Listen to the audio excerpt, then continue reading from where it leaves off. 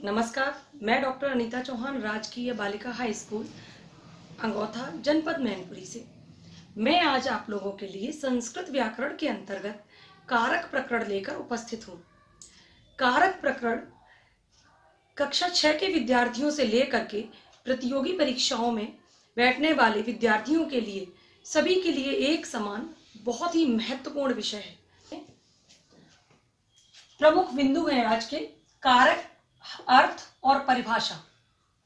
कारक का अर्थ क्या है, उसकी परिभाषा क्या है, कारक चिन्ह कौन कौन से हैं और उनको प्रयोग करने का क्या तरीका है और किस प्रकार से वो व्याकरण में प्रयुक्त होते हैं। तो सबसे पहले चलते हैं कारक।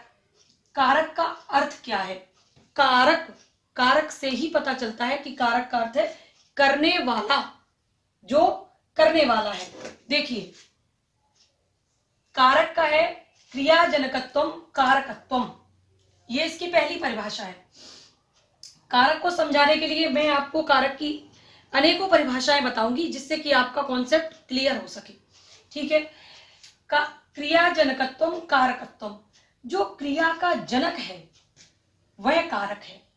यानी कि क्रिया का जो जनक है, क्रिया को जो उत्पन्न करने वाला है, जिसके सहयोग से, जिसके उपयोग से क्रियाएं संपन्न होती हैं, वह कारक है।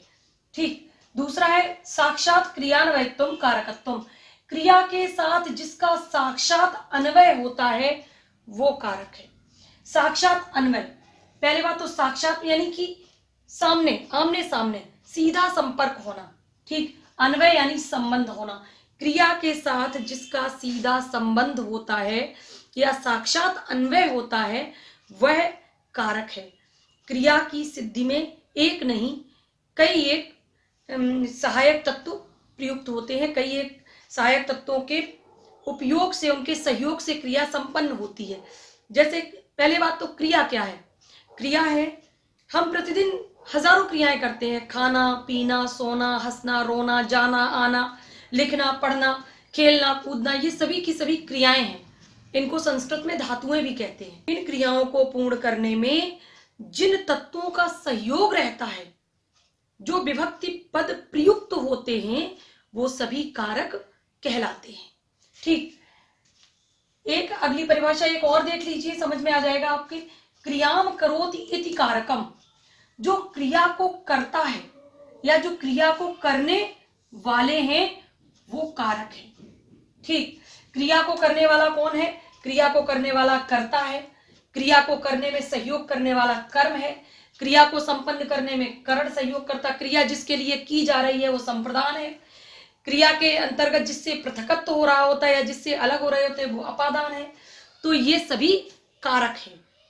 तो सबसे पहले हम एक उदाहरण से समझ लेते हैं कि कारक है क्या। एक उदाहरण, इसको हम बाद में लेंगे, एक बहुत ही सरल सा उदाहरण हम ले लेते हैं। जैसे रामा, यहां पर लिखिए रामा खादति। ठीक। रामा खादति, राम खाता है। ठीक। अब राम क्या है, कौन खाता है? भाई खादति क्या है? खादति हमारी क्रिया हो गई। ठीक है, खादति जो है वो हमारी क्रिया हो गई और राम हमारा कर्ता हो गया। कौन खा रहा है? कर्ता खा रहा है। स्वतंत्र कर्ता। जब हम विभक्तियों में आगे बढ़ेंगे, प्रथमा द्वितीय तृतीया विभक्तियों के अंतर्गत आने वाले कारक सूत्रों को पढ़ेंगे, तब हम जानेंगे स्वतंत्र कर्ता, जो अपने कार्य को करने के लिए स्वतंत्र है, जिसको जो स्वयं कर्ता वो कारक है जिसको क्रिया के करने के लिए जो पूर्णतः स्वतंत्र है। अन्य कारकों को कर्ता की अपेक्षा रहती है। कर्ता के बिना कोई कार्य नहीं हो सकता, यानी कि कार्य को करने वाला ही अनुपस्थित है तो कार्य होगा कैसे? खाता है लेकिन कौन खा रहा है? खाने वाला ही नहीं है, तो क्रिया तो अधूरी रह गई। तो कर्ता की अपेक्षा प्रत्येक कारक क्रिया में सभी कारकों के अतिरिक्त कर्ता की अपेक्षा सर्वाधिक रहती है, लेकिन कर्ता को क्रिया के लिए अन्य कारकों की अपेक्षा नहीं रहती। ठीक है। अब देखिए, रामा खादति, खाने की जो क्रिया है वो राम के द्वारा की जा रही है। तो ये पहला हो गया कर्ता, पहला कारक हो गया हमारा कर्ता। कर्ता ने, किसने आम खाया या किसने खाया? राम ने खाया। किसने? ने समझ रहे हैं, चिन्ह क्या है कर्ता का?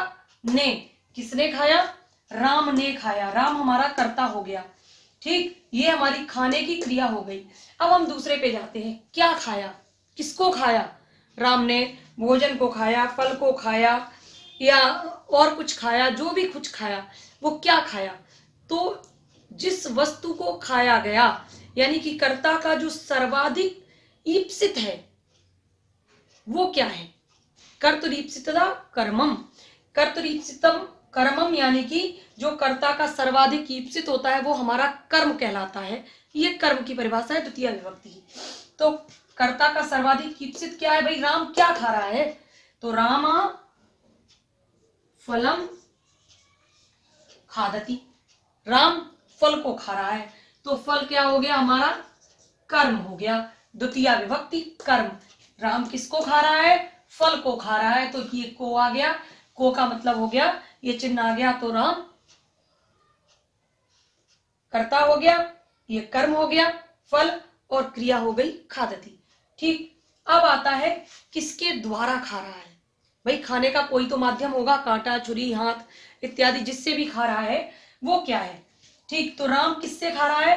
राम हाथ से खा रहा है। तो किसके द्वारा खा रहा है? खाने का माध्यम क्या है? हाथ हमारा खाने का माध्यम है। राम हाथ से खा रहा है। तो से यानी द्वारा, ये चिन्ह आ गया। तो इसमें आ जाएगा कर्ण कारक तृतीय विभक्ति। तो हो जाएगा हस्तेन। तृतीय विभक्ति हो जाएगा हस्तेन। जैसे रामेण बालकेन होता है वैसे ही तृतीय विभक्ति में हस्तेन बनेगा, हाथ की संस्कृत। ठीक है, तो ये हमारी क्या हो गई? कर्ण हो गई। ये हमारी कर्ण कारक हो गई। अब देखिए, कर्ता आ गया, कर्ण आ गया, कर्म आ गया, क्रिया आ गई। रामा हस्तेन फलम खादति। क्रिया जिसके लिए संपन्न की जा रही है वहां पर क्या आ जाएगा? चतुर्थी विभक्ति, संप्रदाने चतुर्थी। तो क्या हो जाएगा? रामः मित्राय फलम आनयति। ये हो गया। ठीक, अब दूसरा ले लेते हैं हम, अपादान पृथकत्व। जहां पर ध्रुवम पाए अपादानम, जहां पर कोई वस्तु दूसरी किसी स्थान से या जगह से या किसी दूसरी वस्तु से अलग हो रही है, पृथक हो रही है, ठीक है, वो वहां पर पंचमी विभक्ति होगी। अपादाने पंचमी का प्रयोग वहां पर किया जाएगा। जैसे पेड़ से पत्ता गिरता है, वृक्षात पत्राणि पतंती।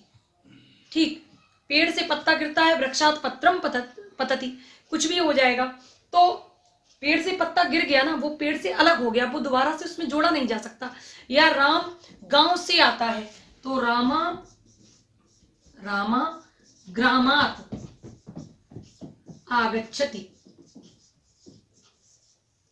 भाई राम जब गांव से आ रहा है तो वो गांव से अलग हो गया ना, पृथक हो गया ना गांव से। एक राम दो जगह तो नहीं हो सकता। तो ये यहां पर पंचमी अपादाने लगेगी। ठीक, अब आती है षष्ठी विभक्ति। एक बात बताने वाली है आपको, इस समय आप नोट कीजिए इस बात को कि संस्कृत में कारक मात्र 6 ही होते हैं। कितने होते हैं कारक चिन्ह? संस्कृत में कारक 6 होते हैं और हिंदी में कारक 8 होते हैं। हिंदी भाषा में 8 कारकों का प्रयोग किया जाता है, जबकि संस्कृत भाषा में 6 कारकों का प्रयोग किया जाता है।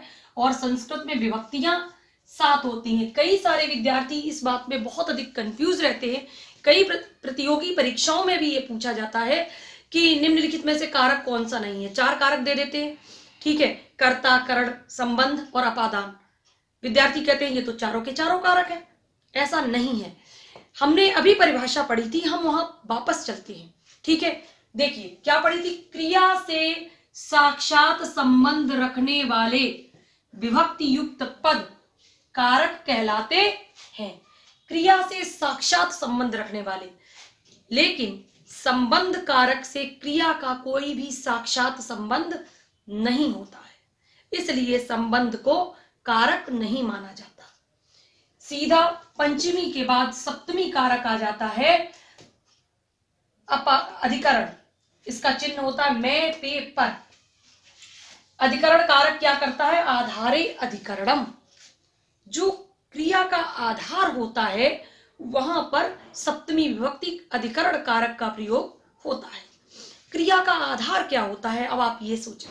क्रिया का आधार वह है जहां पर क्रिया संपन्न की जा रही है। मैं इस कक्ष में पढ़ा रही हूं। कहां पर क्रिया हो रही है? इस कक्ष में। ठीक है, तो इस कमरे में पढ़ा रही हूं, तो ये इस कक्ष में जो क्रिया हो रही है, तो ये कक्ष जो है वो क्रिया का आधार है और उस आधार में सप्तमी विभक्ति का प्रयोग किया जाता है। राम उद्यान से फल तोड़ता है, तो फल तोड़ने की क्रिया कहां पर हो रही है? उद्यान में, बगीचे में हो रही है ना। तो जो बगीचा है यानी कि जो क्रिया का आधार है हमारा, जिस आधार पर, जिस बेस पर क्रिया की जा रही है, उसमें सप्तमी विभक्ति का प्रयोग होगा। तो उद्यान में हो जाएगा उद्याने। अब इस एक उदाहरण से आप कई कारकों को एक साथ समझ सकते हैं। वन से आकर, वही राम वन को गए हुए थे, सभी को पता है, और लंका में जाकर के उन्होंने रावण को मारा था। तो जब वन से आए, निकल करके ही तो लंका गए होंगे, दो जगह तो राम नहीं हो सकते एक साथ। तो राम वन से अलग हो गए थे ना, तो क्या बनेगा इसका? देखिए, वनात। ठीक, तो पंचमी का प्रयोग यहां पर हो गया। ठीक, कौन सी विभक्ति लग गई? पंचमी विभक्ति। वन से आकर, वनात आगत्य। आगत्य, ध्यान दीजिए, प्रत्यय मैं आपको बता चुकी हूं, प्रत्यय आ गया यहां पर गम धातु में लेप प्रत्यय करके बना आगत्य। राम वन से आकर, वन से आकर राम ने, रामा। ठीक, राम ने सीता के लिए, किसके लिए कार्य किया गया? सीता के लिए, सीतायै। पहले आप संस्कृत कर लेते हैं, फिर उसके बाद आपको समझाएंगे। किसको मारा? रावण को। रावणम, कहां मारा? लंका में। लंकायाम।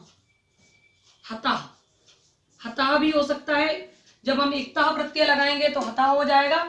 रावण को मारा, और अहनत भी लगा सकते हैं अगर हम भूतकाल लंग लकार में जाएंगे तब।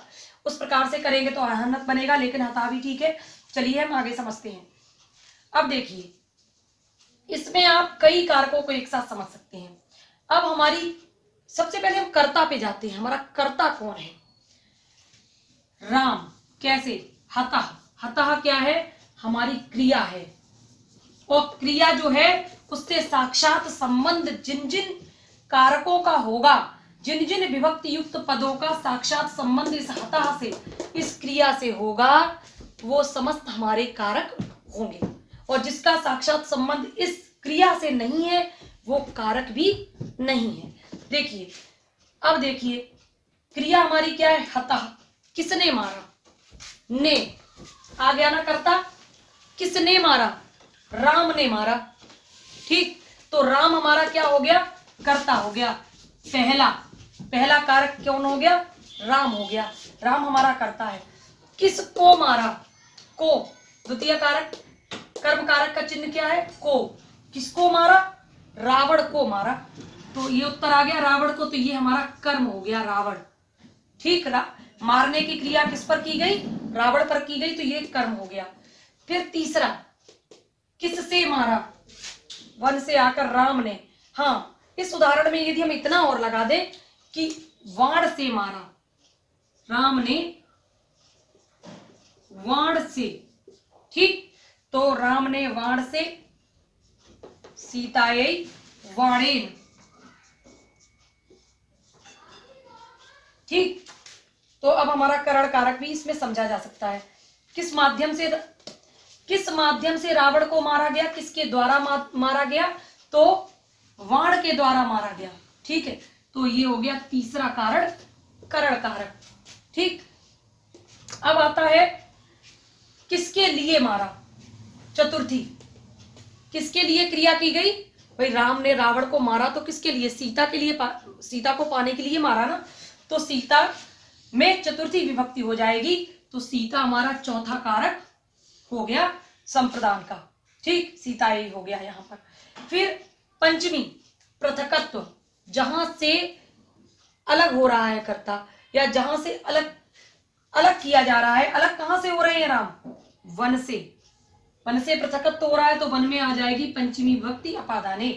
ठीक, वनात् इसमें आ जाएगी, वन में आ जाएगी पंचमी विभक्ति। जैसे रामात, फलात इत्यादि बनता है, बालकात इत्यादि, वैसे ही वन में पंचमी लगा देंगे तो बन जाएगा वनात्। वन से आकर के अब कौन कौन सी विभक्ति? क्रिया से, भाई क्रिया थी हता, किसने मारा? राम ने मारा, राम कर्ता हो गया। किसको मारा? रावण को मारा, राम रावण कर्म हो गया। किससे मारा? वाण के द्वारा मारा, तो वाण जो है वो करण हो गया। किसके लिए मारा? सीता के लिए मारा, तो सीता में संप्रदान कारक हो गया, चतुर्थी विभक्ति। कहां से आकर के राम अलग हुए हैं? तो वन से राम अलग हो रहे हैं यहाँ पर, तो वन में हमारी पंचमी विभक्ति हो गई। ठीक है, और कहां पर मारा? आधार क्या था? किस जगह रावण मारा गया? जिस स्थान पर मारा गया, जिस आधार पर रावण को मारा गया, उस स्थान में सप्तमी विभक्ति हो जाएगी, क्योंकि कहां पर का जो चिन्ह है वो अधिकरण सप्तमी विभक्ति में आता है। आधारो अधिकरणम सूत्र के अनुसार यहां पर हमारी सप्तमी विभक्ति हो जाएगी लंकायाम। तो ये हमारा सप्तमी विभक्ति यानी कि अधिकरण हो जाएगा। ठीक, तो ये हमारे कितने कारक हो गए? 1 2 3 4 5 6, 6 के 6 कारक इसके अंतर्गत आ गए। ये अधिकरण हो गया, लंका में मारा गया। तो ये आप इस उदाहरण के माध्यम से भी आप समझ सकते हैं कि कारक चिन्हों का प्रयोग जो है वो वाक्य बनाने में, अनुवाद करने में या अशुद्धि को संशोधित करने में किस प्रकार से किया जाता है। एक और उदाहरण हमारे पास है, उसको भी समझ सकते हैं। और आप एक बात और समझ लीजिए कि जिस प्रकार से कर्ता कर्म करण में हम जब अनुवाद करते हैं या ज्यादातर कारकों को पहचानते हैं तो कहां पर त्रुटि हो जाती है? एक कुछ प्रश्नवाचक चिन्ह हैं जो आप कारक से पहले यदि लगा देंगे या क्रिया से पहले लगा देंगे तो अपने आप आपको उत्तर मिल जाएगा। जो आपको उत्तर मिलेगा वही आपका कारक है। देखिए क्या तरीका है। देखिए, एक बड़ा ही अच्छा उदाहरण है हमारे पास संस्कृत का। मगधस्य राजा गाम हस्तेन विप्राय गोष्ठात गंगा तीरे ददाती। ठीक, अब हमारी क्रिया क्या है? क्रिया तो सबको पता है, ददाती, ये हमारी क्रिया है। और कौन दे रहा है? राजा। ठीक, राजा ददाती, ये इतना भी जो वाक्य है वो अपने आप में पूर्ण है, क्योंकि कर्ता स्वतंत्र है। कर्ता एकमात्र ऐसा कारक है जिसके माध्यम से वाक्य पूर्ण हो सकता। कर्ता और क्रिया भी अपने आप में वाक्य पूर्ण कर सकती है, लेकिन क्रिया की सिद्धि में अन्य कारक भी बहुत से सहायक होते हैं, इसलिए अन्य कारकों की भी हमें अपेक्षा रहती है क्रिया की सिद्धि के लिए। तो राजा ददाती, राजा हो गया हमारा कर्ता। ठीक, ददाती हो गई हमारी क्रिया। ठीक, राजा। अब यहां पर देखिए, हमने कर्ता के आगे लगा दिया, कर्ता के आगे लगा दिया कह ददाती। ठीक, एक पूरा सेंटेंस ऐसे लिख देते हैं ताकि आपको समझ में आ सके। कह ददाती। ठीक, कर्ता के आगे लिख दिया कह ददाती। उत्तर क्या मिला? राजा ददाती। कौन देता है? राजा देता है। किसने गाय दी? राजा ने दी, तो ने चिन्ह आ गया ना। तो कह ददाती, उत्तर आ गया राजा ददाती। दूसरा है, कर्म को कैसे पहचानना है? किम ददाती। किम ददाती, क्या देता है राजा? फल देता है, अन्न देता है, गाय देता है। जो वस्तु राजा दे रहा है, जो कर्ता का सर्वाधिक ईप्सित है, जो कार्य करना किसी कर्ता का सबसे ज्यादा इच्छित कार्य है। राजा का इच्छित कार्य क्या है? गाय देना। उसका उद्देश्य क्या है? गाय देना। किसको देता है? गाय को देता। किम ददाती, हमारे पास उत्तर है गाम ददाती। गाम हमारी क्या हो गई? गाय क्या हो गई? कर्म हो गया। किसको देता है? गाय को देता है। समझ रहे हैं? तीसरा देखिए, करण कारक का प्रयोग क्या है? किसके द्वारा देता है? भाई देने की, दान कर्म की एक मर्यादा है। दान विनम्रता से दिया जाता है। ऐसा तो नहीं है गाय वहां खड़ी है ले जाओ, इस तरीके से तो कोई नहीं दे सकता। बहुत विनम्रता के साथ दान दिया जाता है। तो राजा हाथों के द्वारा गाय को दान करता है। तो क्या हो जाएगा? हस्तेन ददाती। किसके माध्यम से गाय दे रहा है? हाथों के माध्यम से गाय दे रहा है। तो हस्तेन हमारा करण कारक हो जाएगा। ठीक है, तो कहा ददाती? राजा ददाती। किम ददाती? गाम ददाती। केन ददाती? एक अगला क्वेश्चन मार्क प्रश्नवाचक शब्द आ गया, केन ददाती। किसके द्वारा देता है? ठीक है, तो हस्तेन ददाती। ठीक, हस्तेन ददाती। अब आता है चतुर्थी। चतुर्थी क्या कह रहा है? के लिए। किसके लिए देता है? राजा जो दान कर रहा है, जो दान करने की क्रिया कर रहा है, गाय देने की क्रिया कर रहा है, वो किसके लिए कर रहा है? किसी को तो दे रहा होगा। तो उत्तर आता है विप्राय ददाती। ब्राह्मणों के लिए गाय देता है। तो इसमें आ जाएगा हमारा संप्रदान कारक। ठीक, कस्मै ददाती। कस्मै ददाती, कस्मै ददाती हो जाएगा विप्राय ददाती। ठीक, संप्रदान कारक हो गया विप्राय ददाती। अब पंचमी आता है। भाई पंचमी में क्या पृथकत्व का नियम है कि जहां तो कहां से गाय दे रहा है? गाय कहीं तो होगी। गाय ऐसा तो नहीं है कि कहीं ना कहीं गाय को रखा होगा राजा ने, वहां से गाय दान करेगा। तो गोष्ठात ददाती। गोष्ठात में आ गई हमारी पंचमी विभक्ति। ठीक, तो गोष्ठात। कस्मात ददाती। प्रश्न आया कस्मात ददाती, कहां से देता है? ठीक, उत्तर आ गया अपादाने पंचमी के अंतर्गत। अपादान किसमें हो गया? गोष्ठात में अपादान हो गया। कहां से देता है? गौशाला से गाय दान करता है। तो पंचमी हो जाएगी गोष्ठात में। ठीक, तो गौशाला में पंचमी विभक्ति लग जाएगी। गाय गौशाला से अलग हो रही है। ठीक, तो यहां पर आ गई पंचमी विभक्ति। फिर आती है सप्तमी विभक्ति। सप्तमी विभक्ति का प्रयोग कहां पे होगा? कहां पर दे रहा है? ये जो सारा कार्यक्रम है गाय दान करने का जो कर रहा है राजा, वो कहां पर कर रहा है? वो कर रहा है गंगा तीरे।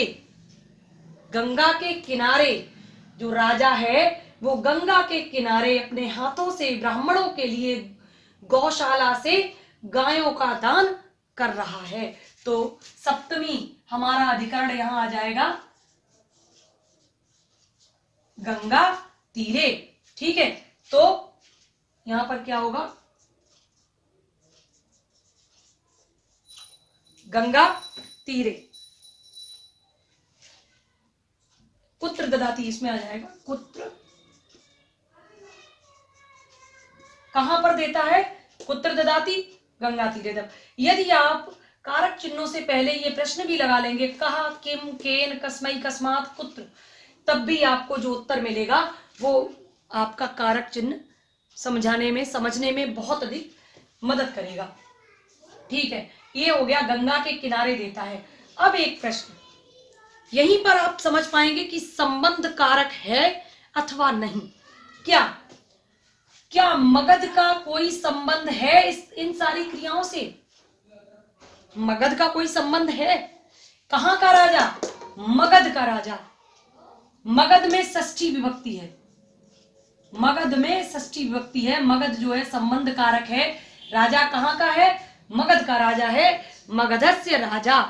लेकिन राजा कहीं का भी हो, संबंध का कारक जो है वो कर्ता से तो संबंधित है, लेकिन क्या ये क्रिया से संबंधित है?